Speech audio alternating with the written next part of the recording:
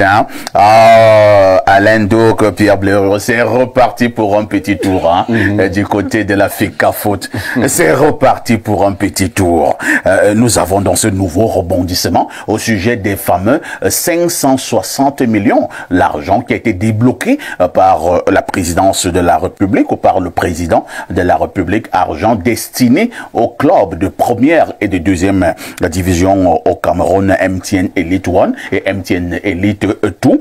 Entre-temps, ça se déchire à nouveau sur le contrôle des 560 bâtons entre le MINSEP et la FECAFOOT. Je vous passe la parole à Alain Doc. Non, mais bien évidemment, l'argent suscite énormément d'envie. C'est le plus grand enjeu. Et on ne gouverne pas, vous l'imaginez bien, dans notre contexte, sans argent. Donc, le président de la FECAFOOT, il a besoin d'argent pour réaliser un certain nombre de projets, sa vision. Tout à fait. Et, on le sait, il a toujours, d'une manière un peu dérangeante, on pourrait le dire pour certains, dépendu de l'argent public.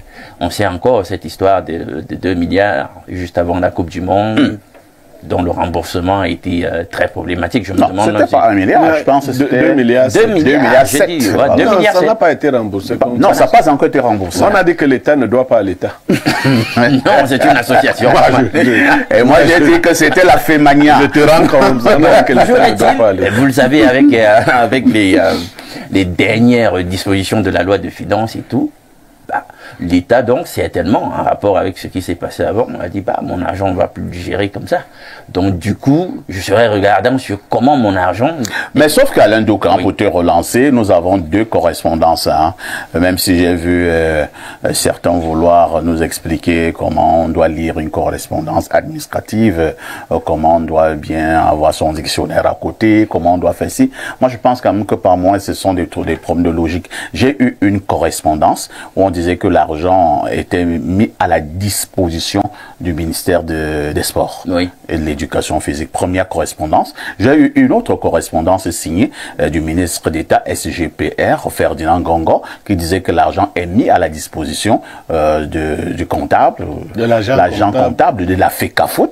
Alors, est-ce que ça ne crée pas une espèce de cacophonie quand même? Finalement, l'argent va où? Non, on peut réconcilier tout ça. Vous savez que les comptables, lorsqu'il y a cette espèce d'interaction ou de coopération, de collaboration entre l'État et des entités privées, le comptable public, il travaille pour le compte de l'État. C'est comme avec les mairies, vous le savez bien. Donc c'est l'argent de l'État. Il ne faut pas qu'on embrouille les gens avec le langage. Il est là pour veiller à ce que l'argent public soit bien utilisé. Qu'on puisse bien donner des justifications de ce qu'on fait avec l'argent. Parce que l'État est regardant sur ce qu'on fait de son argent. Merci Alain Doc. Pierre Blériot, Niamek, c'est donc reparti entre la Fédération camerounaise de football et maintenant le ministère des Sports et de l'Éducation physique au sujet de la gestion des fameux 560 millions. Même s'il faut aussi reconnaître qu'il y a également eu un 350 millions entre-temps qui a été affecté directement à la FECAFOOT. Pour l'heure, la fédération veut absolument contrôler les 560 millions. De l'autre côté, le MINSEP dit que c'est terminé, ça a été changé. Il y a d'ailleurs eu une réunion qui s'est tenue, je pense, au MINSEP le 20 décembre, si mes souvenirs sont exacts. Il y a eu ces résolutions de ce côté. Est-ce qu'il faut donc dire qu'on est passé de la parole à l'acte? Parfait. Moi, vous savez, je suis fatigué des guéguerres entre le MINSEP et la FECAFOOT. Je dis des choses qui ne plaisent pas. D'ailleurs, c'est même pas mon rôle de dire les choses qui plaisent. C'est de dire ce que je pense. Et si ça coïncide avec la vérité, tant mieux. Quand les 350 millions sont sortis, est-ce que vous avez suivi un débat? Non. Puisque les 350 millions ont été dirigés directement à la FECAFOOT pour l'organisation des championnats. Il n'y avait donc pas de débat. Il y a débat maintenant parce que l'argent n'a pas été dirigé à la FECAFOOT. Donc il n'y a pas de correspondance à expliquer. Avant ces dernières correspondances, le MINETA, SGPR, avait déjà demandé au MINSEP de prendre des dispositions avec les clubs. Tout à fait. OK? Et si vous voyez, le MINSEP a écrit aussi aux clubs. Les clubs doivent lui fournir un certain nombre de documents et percevoir leur argent là-bas. C'est ça c'est simple à comprendre. Donc il n'y a pas de cacophonie. Il n'y a pas de cacophonie. Le MINETA a dit que l'État envoie l'argent au MINSEP. Mais le MINSEP travaille de concert avec l'agent comptable de la FECAFOOT, qui est un fonctionnaire. OK? Clair. Alain Ndouk vient de vous le dire. Donc, l'argent... C'est une des fonctions régaliennes de la gouvernance. C'est le MINSEP qui reçoit l'argent cette fois-ci, pour dire les choses simplement. Mais ce n'est pas son argent. Il y a donc un type qu'on envoie là-bas. Il s'appelle agent comptable. Il vient, tu présentes tes documents, on te verse ton argent, tu signes, on garde les papiers, ainsi de suite. Autrement, ça se serait fait à la FECAFOOT. Donc, en français facile, la fédération ne gérera pas les 560. Pour parler comme au village, aucun 5 francs. Sur les 560. Mais c'est pas une bonne nouvelle, hein, Blériot. Bon, je n'en sais pas. Non. Les gens de la FECAFOOT ne sont pas contents. Non, le but de ta question, c'est d'éclairer sur cette petite... Non, tu as déjà éclairé, mais on va dans le fond. Est-ce que c'est bien? Le fond donc. Pourquoi on enlève la gestion de cet agent à la FECAFOOT? Ok, j'aime parler avec les images. Il y a un frère qui vient de nous rejoindre. Oui. Je suis sûr que Kiek donne l'argent de la ration à sa femme. Tout à fait. C'est à la femme. Si un matin Kiek décide de donner à sa cousine, dans la même maison, c'est qu'il y a une crise de confiance. C'est aussi simple, c'est-à-dire tous les hommes normaux donnent l'argent de la ration à leurs épouses. Tout à fait. Si un matin, même toi, tu dis que non, Lynn, ce n'est plus toi qui perçois l'argent. Je donne directement soit à la ménagère, soit à ma cousine qui habite à la maison, c'est qu'il y a crise de confiance. Tout à fait. Les championnats ont-ils démarré? Oui. Bon, ça. Donc, les gens commencent donc à te créer des situations, ce d'autant plus que j'ai d'abord évoqué une notion. Tu avais demandé, tu avais demandé un prêt de 2,7 milliards. Tu as dit que c'était un prêt. Quand on t'a demandé cet argent, tu as dit l'État ne doit pas l'argent à l'État. C'est pas sérieux, hein? Les gens ont dit que bon, ok, comme c'est comme ça, comme l'État ne doit pas l'argent à l'État, l'État n'a plus besoin de l'État pour manipuler l'argent. Tout ça, c'est l'État, non? Donc ça vous rattrape? C'est l'État. C'est-à-dire que si Parfait est l'État, je suis l'État. On envoie ma chose chez Parfait, c'est toujours l'État, non? C'est la même chose. On envoie chez moi, c'est toujours... C'est la même chose. Voilà, donc pourquoi on se plaint encore à l'État? Oui, Alain, il faut quand même dire, parce qu'on ne va pas passer le temps aussi à tirer sur l'État et la gouvernance, même quand on n'y est pas. On n'est pas en droit de le faire. Il faut qu'on soit juste, vous comprenez? C'est-à-dire que vous ne pouvez pas demander à quelqu'un de débourser de l'argent, de délier la bourse et ne pas attendre qu'il soit regardant sur l'argent qu'il donne. Alain Ndouk, tu n'es pas encore comme moi. Ne t'attire pas de haine. Tu n'as pas encore... Je te préviens. Non, je te préviens. Ailleurs, les fédérations elles-mêmes ont des activités qui sont supposées être lucratives. Il doit avoir un budget avec des postes du budget qui démontrent comment vous allez vous-même créer de la valeur. Est-ce que je me fais comprendre? Vous n'allez pas être là dans une relation de dépendance vis-à-vis de l'État et attendre que lui, il n'exerce pas le levier du contrôle. C'est une fonction fondamentale du management. Quelqu'un m'avait dit la main qui donne dirige. Voilà. Oui, c'était un ancien. On avait ce genre de débat, il me dit, effectivement, la main qui donne dirige. On va accueillir un grand frère que j'aime bien accueillir sur mes plateaux TV depuis une vingtaine d'années. Lui, c'est Roger Kiek de Kiki. Il s'appelle le Duc Roger. Il est journaliste d'investigation. Il excelle dans la politique. Roger Kiek de Kiki, bienvenue au programme. Merci, bonjour, merci pour l'invitation. C'est toujours un honneur, un plaisir de venir ici prendre la parole pour contribuer à édifier nos populations, tout à fait, à former une opinion publique et aussi à informer les citoyens du monde qui nous suivent à travers le monde. Roger, vous arrivez au moment où nous avons un sujet, une fois de plus, d'actualité.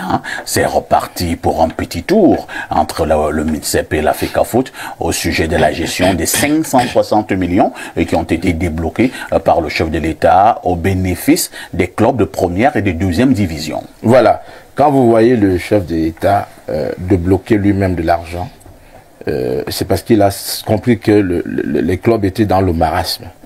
Les dirigeants actuels avaient promis de sortir le football du marasme, le viabiliser, la viabilisation. Et le chef a accepté. Sauf que le chef se rend compte de ce qu'on avait dit, c'est pas ce qui est fait. il s'agit de l'argent public.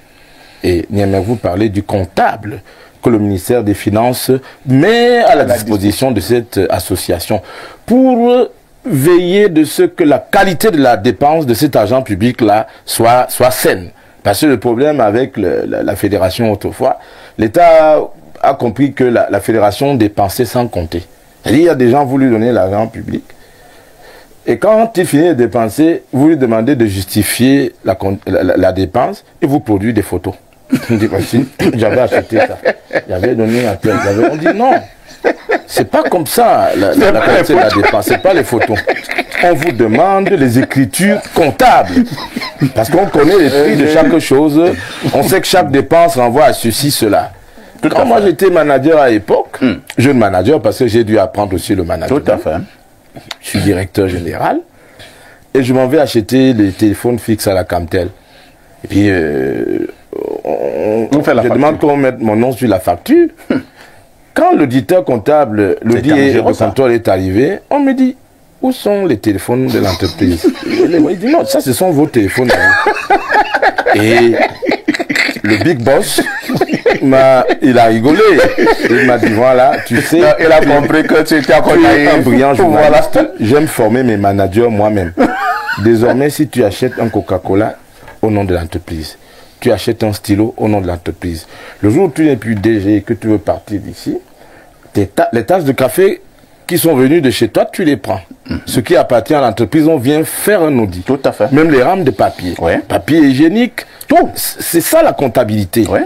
Et malheureusement, les autres n'ont pas la faiblesse et l'humilité de comprendre qu'il s'agit de la comptabilité publique.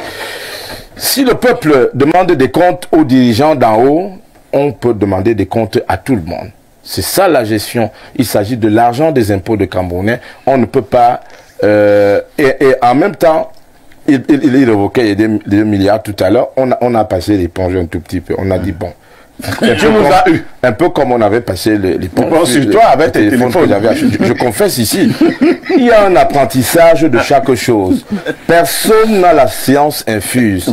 Un grand journaliste n'est pas forcément un bon manager. C'est vrai. Un excellent footballeur n'est pas forcément un bon manager. Et des fois, quand c'est l'argent public, il y a des risques de voir les gens se retrouver en prison. Ouais. En disant, on m'arrête pour rien, je n'ai rien fait. Et il y a donc, même plus loin, pour être sur ce mode. Parce que, comme nous disons souvent, par moment, nous avons aussi un rôle pédagogique. Oui, c'est ça. Parfois, vous avez un manager. Parce que quelqu'un, je disais, exprime-moi un peu ce qu'on entend par faute de gestion. Oui. Je ne comprenais rien. Alors, je vous dis, cite un exemple. Allez-y. Vous dites un exemple. Voilà. Et le gars me dit ceci. Il me dit, bon, parfait. Il me dit, comme justement tu es DG là, j'étais DG ailleurs à cette époque. Il me dit, bon, ton patron décide d'acheter des chaises pour la rédaction. Il débloque 1 million pour renouveler les chaises de la rédaction. Et toi, tu estimes que les chaises de la rédaction ne sont même pas encore si mauvaises que ça. Mais par contre, au niveau de la rédaction, nous avons un problème d'ordinateur. Et toi, tu achètes 4 ordinateurs avec les 1 million. Il me dit, voilà une faute de gestion. Oui. Pour cela, on peut t'interpeller. Je dis, mais comment j'ai acheté les ordinateurs pour la rédaction? Il me dit, non. Alors, comment le coach détournement. Un DG de société dont je ne cite pas le nom, s'était retrouvé à Limbé dans une boîte de nuit. Il avait dans la poche ici l'argent de l'entreprise. Il avait dans l'autre poche son propre argent. Et comme il offrait des champagnes aux gens en boîte de nuit, il a confondu des poches. Et il a acheté le champagne avec l'argent qui était de l'entreprise.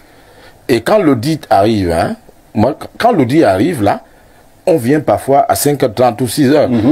Tu arrives là devant le bureau, ils ont leur lettre de mission et tu ne touches à rien. Ils s'installent. Tu n'as pas le temps d'aller remettre l'argent qui a acheté le champagne. L'argent là ne devrait pas se retrouver dans tes poches. Tout à fait. Tu n'as pas le temps. Et tout de suite là, tu es dans les pétards. C'est ça, c'est-à-dire que c'est l'administration moderne. Elle fonctionne par des procédures. Il n'y a pas de mal à ce que la présidence de la République décide d'aider les responsables de la FECAFOOT à moderniser leur façon de travailler. Ce n'est que pour leur faire du bien. Il n'y a rien de calculé. Il y a rien. Encore que, attention, Niamegla aussi relevé, les présidents de club à qui l'État a écrit là, qu'ils sachent que s'ils utilisent l'argent là pour aller acheter des voitures, c'est même clair. eh bien, ils risquent d'aller en prison. C'est même, faut faire attention. Très bien. Voilà. Merci. Hein, c'est ce qu'il fallait dire ce matin concernant donc l'actu presse, tout en rappelant aussi que la plainte du mouvement pour la renaissance du Cameroun contre l'ECAM a été jugée irrecevable par Clément Atangana, fait précéder du président du Conseil constitutionnel. À tout de suite pour la suite.